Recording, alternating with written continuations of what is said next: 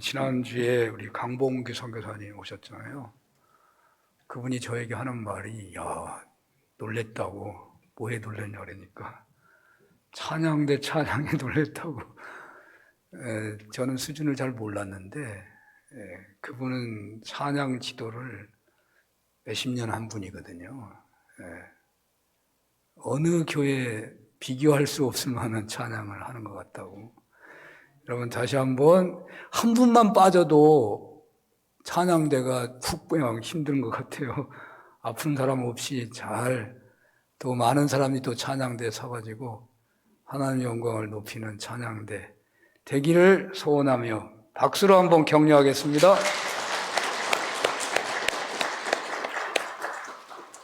마태복음 21장 1절에서 11절 본문으로 주가 쓰시겠다 하라 라는 제목으로 주님의 말씀을 증언하겠습니다.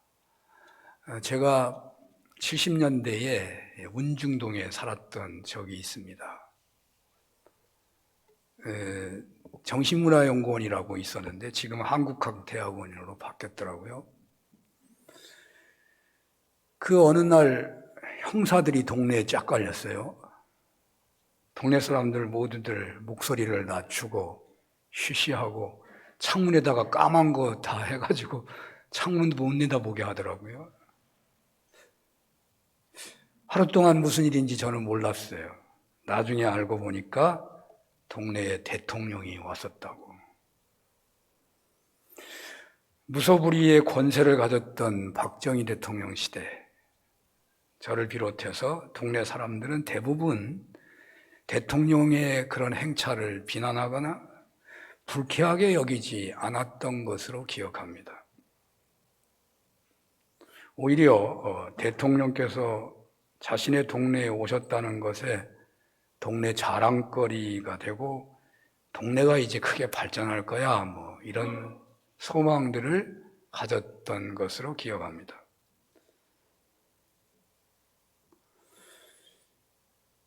우리가 남자들은 군대 생활을 하는데요. 새벽에 막 갑자기 간부들이 와가지고 막 소리 치면서 청소하라고 하고 막 복장을 점검하면 여지없이 부대에 별이 뜹니다. 어떤 경우에도 소리 없이 왔다 가는 별들을, 장군들을 본 적이 없어요. TV에 나오는 사극을 보더라도 세자가 책봉된다든지 왕이 즉위한다 할 때 얼마나 화려하고 이풍당당한지 모릅니다. 왕의 즉위식, 대통령의 취임식, 권세 있는 자의 행차에는 다 힘을 상징하는 의식들이 있습니다. 창이나 칼을 흔들거나 총을 쏘고 포를 쏘아야 됩니다. 이렇게 세상은 힘이 다스립니다. 무력의 힘, 권력의 힘, 돈의 힘, 지식의 힘이 세상을 다스립니다. 그래서 그 힘을 가진 자가 즉위할 때 한껏 힘자랑을 하는 것입니다. 그런데 예수님께서는 만왕의 왕으로 즉위하시는데 매우 놀라운 방법을 택하십니다. 예수님께서는 말이 아니라 나귀를 타시고 화려한 비단을 까는 게 아니라 무리들의 허름한 옷을 깔게 하고 제자들의 그러니까 튼튼한 가죽 안장을 준비한 것이 아니라 제자들의 그 낡은 겉옷을 깔게 하고 창칼로 환호하는 것이 아니라 종려 가지를 흔드는 환호를 받으면서 군 장성들과 장관들의 도열의 환호가 아니라 제사장이나 관원들이나 사내들인 의원들의 환호가 아니라 어린아이들의 환호를 받으면서 만왕의 왕으로 즉위하고 있는 것이죠. 예수님께서는 메시아이신 것을 줄곧 숨기기까지 하셨습니다.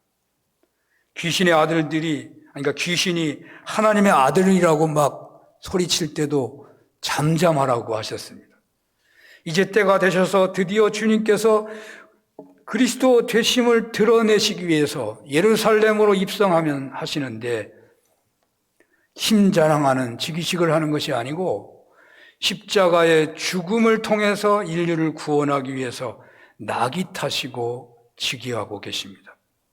힘을 상징하는 그 어떤 화려한 의식을 갖춘 즉위식이 아니라 겸손과 평화의 상징인 나귀를 타시고 입성하십니다. 이런 주님의 태도는 태어나심에서 십자가의 죽으심에 이르는 전생애에 한결같이 보여주었던 삶의 모습이죠. 만왕의 왕으로서 예수님은 탄생의 자리가 마구간이었고 편안하신 탄생이 아니라 매우 혼잡한 전쟁터를 방불한 현장에서 태어나셨고 동정녀 마리아에게서 태어나셨습니다. 동정녀에서 태어나서 우리는 고귀하게 생각할지 모르지만 그 말은 수치스러운 탄생이라는 말이에요. 우리가 그러잖아요. 애비 없는 자식이라고. 주님의 성장지는 예루살렘이 아니고 낮고 천한 이들의 고향인 나사렛 갈릴리였습니다. 주님은 줄곧 병자들의 친구였고 세리와 창기들의 친구이기도 하셨습니다. 구원주로서 갖은 핍박과 박해와 모욕을 받으시고 친히 십자가에서 죽으시는 그 길에 서셨습니다. 오늘 나귀를 타시고 메시아 대관식을 하시는 예수님은 당신의 구세주로서의 삶과 일치된 모습을 보여주시는 거죠. 예수님은 죄인을 구원하는 길은, 인류를 살리는 길은 정치적인 힘이나 군사적인 힘이나 지식적인 힘이나를 통해서 하지 않으시고 높고 높은 보좌를 버리시고 낮아지심, 겸손해지심, 낮아져서 섬기는 것으로 된다고 보여주고 있는 것입니다. 주님의 겸손은 태어나서 십자가에 죽으실 때까지 변함이 없으십니다. 주님은 일관된 겸손과 섬김을 드러내시다가 십자가를 지시기까지 하신 것입니다. 그러니까 태어날 때는 어떻게 태어나도 괜찮습니다. 나중에 잘 되면 되니까. 내 마음대로 내가 왕으로 태어날 수는 없는 거잖아요. 내가 부자로 내 마음대로 태어날 수 없는 거잖아요. 태어날 때는 어떻게 태어나도 괜찮습니다. 죽을 때도 어떻게 죽어도 괜찮을 수 있습니다. 죽은 다음에 내가 잘 모르는데. 그러나 자신의 명예가 드러나는 취임식이나 즉위식은 화려해야 한다는 것이 보통 사람들의 생각일 것입니다.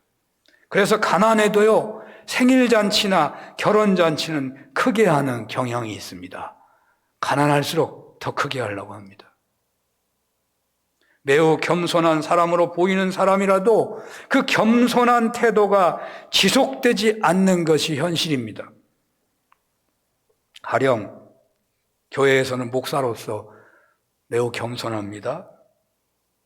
그런데 노예나 총회에 가면 겸손함이 사라지고 남이 알아주지 않으면 매우 섭섭해하고 화를 내기도 합니다. 겸손을 인정받는 데에서는 겸손한데 겸손이 인정되지 않는 데에서는 본심을 드러내기가 쉽습니다. 선생님들도 학생들 앞에서는 예의 바르고 친절하고 겸손한 태도를 취하기가 쉽습니다. 그러나 동료들끼리 모이면 혹은 장터에 나가면 그 겸손과 예의 바름은 사라지기 쉽습니다. 직장에서 일할 때 평소 생활은 매우 겸손하고 검소하게 살면서도 결혼식을 한다든지 어떤 잔치를 한다 치면 검소하게 할 수도 없고 화려하게 꾸미는 것이 우리네의 일반적 태도일지 모릅니다. 그러나 주님의 겸손은 왕의 즉위식에서도 가장 겸손한 모습을 보여주고 있으십니다. 나귀를 타고 가시는 예수님의 표정이 어떠했겠습니까? 알아주는 사람 없고 왕으로 대접해 주는 이가 없어 화가 난 표정이겠습니까? 대접받지 못한 억울한 표정이나 열등감과 패배감으로 분노하는 모습이었겠습니까? 예수님은 예루살렘을 보고 우셨다고 했습니다. 돌 하나 없이 무너지게 될 예루살렘 성을 바라보고 불쌍히 여기시며 사랑하시기에 우셨던 것입니다. 예수님의 탄생과 십자가의 고난의 죽으심이 예언된 것의 성취였던 것처럼 여기 나귀를 타시고 예루살렘에 입성하는 것도 예언자들의 예언이 있었던 사건입니다. 그러므로 나귀 타고 예루살렘에 입성하신 이야기가 하찮은 것으로 여기실지 모르지만 실은 예수님의 생애에 큰 비중이 있는 사건이라고 해야 할 것입니다. 예언된 대로 나타나고 있다는 거죠. 그래서 제가 계속 말씀을 드리는 겁니다. 그러므로 여기 예수님이 보여주신 겸손한 태도, 낮아져서 섬기는 태도라는 것은요, 신앙인에게 있어서 얼마나 중요한 것인가를 생각하게 된다는 것입니다. 그리고 이것은 예수님의 평화의 왕이심을 드러낸 모습입니다. 힘을 사용한 혁명으로 새로운 시대를 여시는 것이 아니고 십자가를 지시는 희생으로 평화를 이루시는 왕이신 것을 드러내고 계십니다.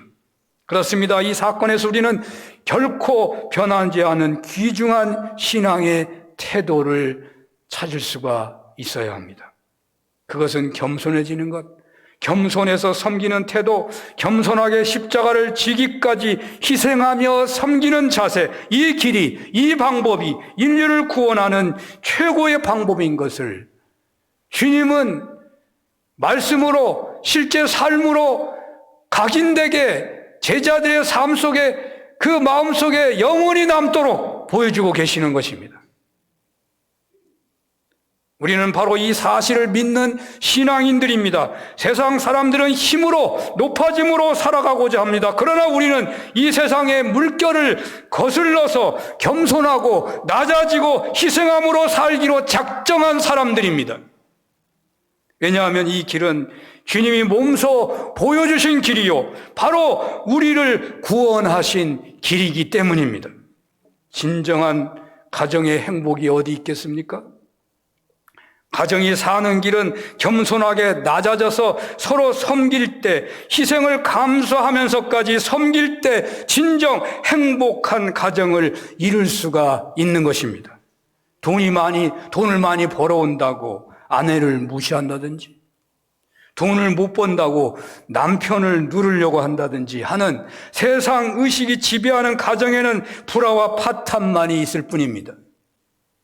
낮아져서 섬기는 자세, 희생을 감수하는 섬기는 태도, 이 자세를 가진 사람이 가정을 살리고 교회를 살리고 세상을 살리는 역할을 하게 되는 것입니다. 왜? 그게 진리이기 때문에.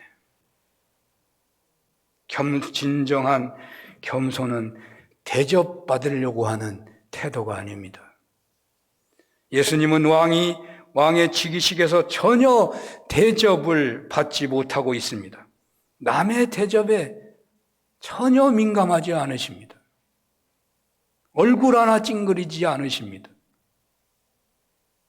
억울한 것 같고 피해당하는 것 같고 잘못된 것 같지만 결국 이 길이 주님이 가신 길이요, 주님이 원하시는 길이요, 진리의 길이요, 살리는 길이요, 승리의 길이기 때문입니다. 나귀를 타시고 왕의 대관식을 치르시는 우리 왕이신 예수님을 바라보십시오. 그 주님의 얼굴을 상상해 보십시오. 그리고 겸손하게 섬기십시오. 대접을 생각하면 섬길 수 없습니다.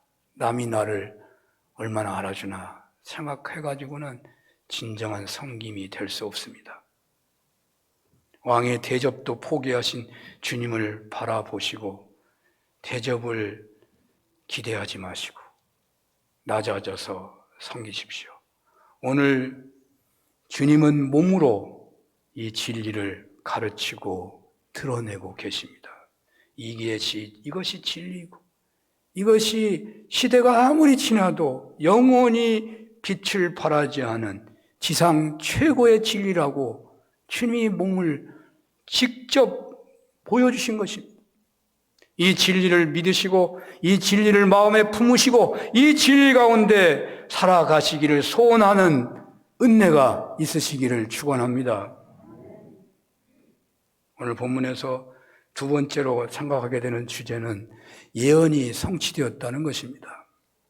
예수님께서는 예루살렘에 가까이 오셨을 때 벳바게에 이르렀습니다. 맞은편 마을에 가서 매인 나귀와 나귀 새끼가 함께 있는 것을 보게 되면 그것을 풀어서 끌고 오라고 하셨습니다. 훔쳐오라는 말씀은 아니시지만 만일 누가 무슨 말을 하면 주가 쓰시겠다고 말을 하고 그러면 즉시 줄 것이다. 그렇게 말씀하셨습니다. 이렇게 해서 한 번도 어느 누구도 타지 않은 나귀를 주님은 구하셨고 그 나귀를 타시고 예언자가 예언한 대로 그 나귀를 타시고 그 사람이 나귀를 안 줬다면 예언한 대로 안 될 거 아니에요. 그 나귀를 타시고 예루살렘에 입성을 하신 것입니다. 바로 이것을 성경은 구약 스가랴서 9장 9절의 예언이 이루어졌다고 증언하는 것입니다. 시온에 따라 크게 기뻐할지어다. 예루살렘에 따라 즐거이 부를지어다. 보라, 네 왕이 내게 임하시나니 그는 공의로우시며 구원을 베푸시며 겸손하여서 나귀를 타시나니 나귀의 작은 것 곧 나귀 새끼니라. 이 말씀을 묵상해 보면 예수님께서는 일전에 이 벳바가에 오셨지 않았을까 하는 생각이 듭니다. 예수님은 인성을 우리하고 똑같이 갖고 계시는 분이잖아요. 신성도 가지고 계시지만 그 인성적인 면에서 상상해 본다면 가셨지 않았는가. 그리고 누구의 집에 나귀가 있는 것을 살피지 않으셨을까. 나귀 주인을 주님은 사귀지 않았을까. 그런 상상이 돼요. 친해진 거죠. 주님이 쓰시겠다고 하니까 즉시 내줄 수 있는 그런 헌신된 자임을 알고 있으셨을 것으로 여겨집니다. 주님께서는 주인에게 말을 하고 가져오라고 말씀한 게 아니거든요. 너무너무 급하셔서 어쩌면 그럴 수도 있고, 아니 뭘 가져올 때는 그 주인이 어디 있는가 물어봐가지고 주인한테 말을 듣고 가져오라고 그래야 하잖아요. 그냥 가져오라고 그 미리 얘기를 해두셨는지. 말을 하면 주님이 쓰시겠다고 말을 해라. 그러면 줄 것이다. 주님과 이런 사랑의 관계를 나눈 나귀 주인이 얼마나 행복할까 그런 생각이 들었어요. 얼마나 행복할까 이 나귀 주인은. 오늘 본문은 자신의 이름을 밝히지 않고 즉시 주님의 일에 기꺼이 드리는 사람에 의해서 예언이 성취된다고 증거하고 있는 것입니다. 자신의 이름을 말하지도 않고 주님께서 쓰시겠다고 하실 때 기쁘게 바치는 사람은 예수님의 예언 성취 사건에 귀하게 쓰임받고 있다는 거예요. 제가 하도 많이 얘기해가지고 식상할지도 모르겠는데 관리교회 건축할 때 시골교회 건축이니까 금방 못해요. 거의 2년 걸렸는데, 많은 2년 걸렸는데. 골조하고서 한 해를 보내게 되는데, 이게 골조만 하면 다 된 것 같잖아요. 조적까지 했어요. 다 된 것 같아. 이제 다 됐다. 기분이 좋은데, 그걸로 된 게 아니잖아요. 보일러 깔았는데 보일러가 겨울에 터지는 거예요. 열어놨어요. 창문을 막아야 되는데 막을 길이 없어요. 박스를 구해다가 박스로 창문을 막는 거예요. 막고 이렇게 큰 나무로 받쳐놔요. 막 2-3개씩. 그리고 끄떡 안 와. 이제 절대 괜찮을 것 같아. 여지없어. 1-2개는 반드시 열리더라고. 아침에 일어나면 그냥. 그리고 나무가 떨어지는 소리가 들리거든요. 그래도 나가가지고 또 박스로 다시 끼고. 근데 이게 1-2번이야 말이죠. 매일 그렇게 그런 일이 벌어져요. 그 교회에 누가 있는 것도 아니고, 교인들이 멀리 살기도 하고, 누가 와서 해달라고 할 수도 없는 거고. 기뻐해야 할 건축이 이게 너무너무 힘든 거예요. 그런 모습을 누가 지나가다 봤어요. 봐가지고요. 헌금을 해준 거예요. 그래서 유리창하고 전기공사를 했어요. 그분 이름을 낸 게 아닙니다. 저는 지금도 그분의 이름을 모릅니다. 얼굴도 모릅니다. 얼마나 고마운 분인지요. 제가 그 간증을 한두 번 한 게 아닙니다. 저는 오늘 본문을 묵상하면서 뚜렷한 주님의 음성처럼 가까이에서 들리는 소리가 있습니다. 그것은 주가 쓰시겠다 하라. 주가 쓰시겠다 하라. 내가 쓰겠다고 하라. 이 말씀은요, 여러 가지를 상상하게 합니다. 이 말씀은 아무에게나 할 수 있는 말이 아니잖아요. 보통 깊은 관계가 아니면 하기 어려운 거예요. 이 나귀 주인은 주님을 사랑하는 사람이었음이 분명합니다. 그는 예수님의 숨은 제자였을지도 모릅니다. 예언을 성취하는 데 쓰임받았다니까요. 예수님은 그걸 아시고 아무 거리낌 없이 명령하듯이 말씀하고 있는 거죠. 여러분, 친구 중에 내가 쓰겠다라고 하고 귀중한 것을 가져가도 괜찮은 친구가 있으십니까? 그런 친구가 있는 분이라면 인생 성공한 거예요. 성공한 거예요. 집에 문을 잠궈 놓고 왔어요. 근데 집을 열어야 돼. 여러분, 옆에 집의 사람에게 문 열어달라고 할 수 있는 그런 이웃이 있으십니까? 그러면 복이 있는 거예요. 문을 열어달라고 할 사람을 찾을 수가 없네. 그러면 참 마음이 아픈 거죠. 귀중한 건데 함부로 열어달라고 할 수 없잖아요. 부모와 자녀의 관계도 이런 관계가 되기가 쉽지 않아요. 효도해야 되고 사랑해야 되는 그런 부모 자식의 관계에서도 내가 쓰겠다. 아버지, 어머니, 제가 쓰겠습니다. 그리고 귀한 것을 그냥 가져갈 수 있어요? 그거 쉽지 않아요.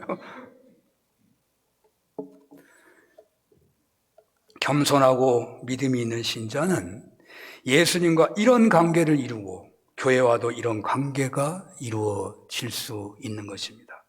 아무런 갈등이나 꺼리낌 없이 교회가 부탁할 수 있는 신앙인 과연 얼마나 있겠습니까?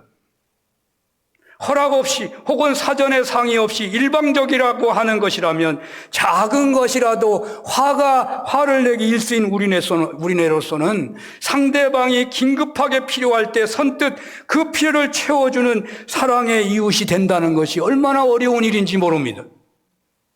여기 나귀 주인은 나귀가 많은 사람이 아닌 것 같습니다. 이 나귀는 그 집안의 식구와 같은 유일한 가축이었을 가능성이 있습니다. 예수님 장례를 준비할 때에 마리아는 옥합을 깨뜨려 자신의 머리카락으로 예수님의 발을 씻어드린 사건이 있습니다. 이 사건은 예수님의 죽음을 준비한 사건이요 매우 엄숙한 예배였습니다. 예수님은 많은 이들에게 예배를 받으신 것이 아니라 신앙이 깊고 영적으로 깨끗한 한 여인으로부터 유일하게 마지막 가시는 그 예배를 받으신 것이었습니다. 여기서도 나귀 주인은 이 여인처럼 자신의 생명만큼 귀중한 것을 주가 쓰시겠다고 하시니까 드린 것입니다. 하나님께서는 아브라함에게 이삭을 바치라고 했습니다. 또 하나님께서는 엘리야를 통해서 사렙다 가부에게 마지막 먹을 식량으로 빵을 구워오라고 했습니다. 바로 아브라함이 이삭을 드렸듯이 사렙다 가부가 빵을 드리듯이 주님이 쓰시겠다 하니 기꺼이 드린 것입니다. 그리하여 오늘 성경은 이 사건을 예언의 성취라고 증거하고 있는 것입니다. 나귀 주인의 순종은 예언자의 예언의 성취가 되었다는 것입니다. 예언의 성취는 무엇을 말합니까? 예언의 성취는 예수님의 삶이잖아요. 구원사에 쓰이고 있는 겁니다. 하나님의 일에 직접 쓰임받고 있는 것입니다. 예수님의 모든 삶은 예언의 성취였습니다. 성경대로 되었다는 것입니다. 말씀대로 되었다는 것입니다. 나귀 주인은 스가랴 9장 9절 예언의 응답을 가지고 있었던 것입니다. 그가 나귀를 가지고 있었던 것은 하나님의 뜻이었고 그 가진 것을 기꺼이 드림으로 예언의 성취가 되었다는 것입니다. 우리는 짧은 삶을 살지만 우리는 주님이 원하시는 삶을 살아야 합니다. 주님이 원하시는 직업, 주님이 원하시는 학문을 해야 합니다. 우리의 헌신과 봉사는 하나님의 예정과 축복입니다. 오늘 하나님이 원하시면 순종하십시오. 그것은 예언의 응답인 것입니다. 하나님의 뜻이 성취된 것입니다. 이 나귀 주인처럼 예언에 응답하시는 주인공들이 되시기를 바랍니다. 모든 하는 일이 하나님의 사랑과 섭리인 것을 믿으시고 언제든지 때가 되면 주여 쓰시옵소서, 나는 주의 것입니다 라고 기쁨으로 드려서 예언의 응답의 주인공들이 되시기를 바랍니다. 주님께서 쓰시겠다고 하실 때 기쁨으로 봉사하고 헌신하는 삶은 예언의 성취라고 하는 놀라운 축복이 되는 것입니다. 하나님께서는 오늘 예배드리시는 여러분들의 모든 생애가 예언 성취라는 축복이 있으시기를 원하십니다. 주님께서 쓰시겠다 하시면 기쁨으로 순종하십시오. 그것이 물건이든 그것이 건강이든 그것이 지식이든 그것이 기술이든 그것이 집 짓는 능력이든 그것이 기도의 수고이든 그것이 물질이든 주님이 쓰시겠다 하시면 기쁘게 드리시는 은혜가 있으시기를 바랍니다. 그러면 예언의 응답을 차지하게 되는 것입니다. 예언의 응답은 다른 말로 하면 하나님의 구원사에 쓰임받는 것입니다. 그리고 동시에 축복을 말합니다. 불순종에 의한 응답은 징벌이지만 순종에 의한 응답은 다 축복입니다. 주님께서는 여러분들이 가지신 것을 사용하기를 원하십니다. 그리하여 축복하기를 원하십니다. 보통 부모님들은 자식들의 용돈을 좋아하십니다. 제가 노골적으로 그냥 말씀하고 싶어요. 여러분들의 어머니, 아버지는 돈을 좋아하십니다. 아니, 정말 저희 어머니는 너무너무 좋아하셔요. 아무리 내가 좀 어렵다고 하더라도 용돈을 한 번 줬으면 한 번도 빠지지 않고 다 받기를 원하십니다. 한 번이라도 빠지면 섭섭해 하십니다. 내가 좀 형편이 어렵다고 그런 얘기를 해도 전혀 통하지 않습니다. 하루라도 날이 어긋나면 섭섭해 하십니다. 늦게 주면 섭섭해 하십니다. 너무 심하지 않나 그런 생각이 들 때도 있었어요.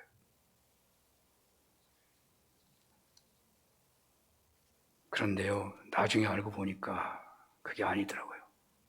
어머니께서 자식이 어떤 사고로 어려움을 겪게 되면 당신이 받은 용돈을 전부 모아가지고 아들에게 다 주시는 거예요.